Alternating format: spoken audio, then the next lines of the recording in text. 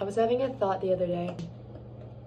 I think it was actually today. Doesn't matter. I was having a thought that I was trying to listen to my heart. Actually, I was asking it a question, and I've been working on strengthening my relationship with my heart, because following your heart, like, everybody, we've all heard that advice before, like, follow your heart, follow your heart. Okay, but like, what does that actually mean? It means getting into your body and listening for a response coming from this place. And this is the thought. That's the thought that I had about that process, because I thought that I had been doing that, and I would just be listening, and I always place my hand on my heart so I can really feel where I want to listen to.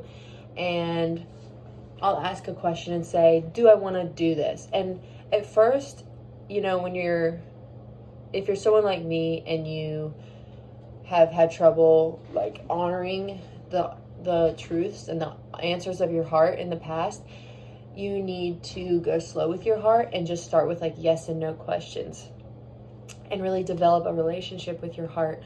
And so I'm just really in the yes and no question phase, and you will at some points get like short answers, and then it's gonna, like, the more that your heart knows, it can trust that you're gonna honor its messages and like actually listen to it, and like when it feels like it's heard, you're gonna get more elaborate answers. And I am slowly seeing that. But I was asking it a yes or no question, and I noticed that I wanted the answer to be yes. And before I was even starting to listen, I was like, is it a yes? Is it a yes? And I was placing a yes there. And I noticed that in doing that, I wasn't listening. That's not good listening, when you're just waiting for an answer you want to hear, or just like interjecting your own answer. When you're placing an answer in your heart space after you ask a question, that's not real listening. Real listening is taking a deep breath and holding yourself in that stillness of that empty space, that silence you're waiting to hear.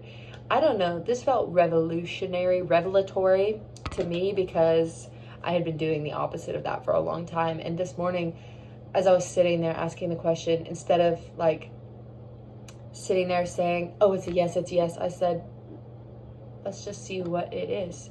And it seems so simple, but it was something I've been doing for a really long time, and I'm really excited to continue to really get quiet and like fully listen and be like a good listener when asking questions to my heart. Like, it sounds so simple, but I felt like that was a powerful note to make.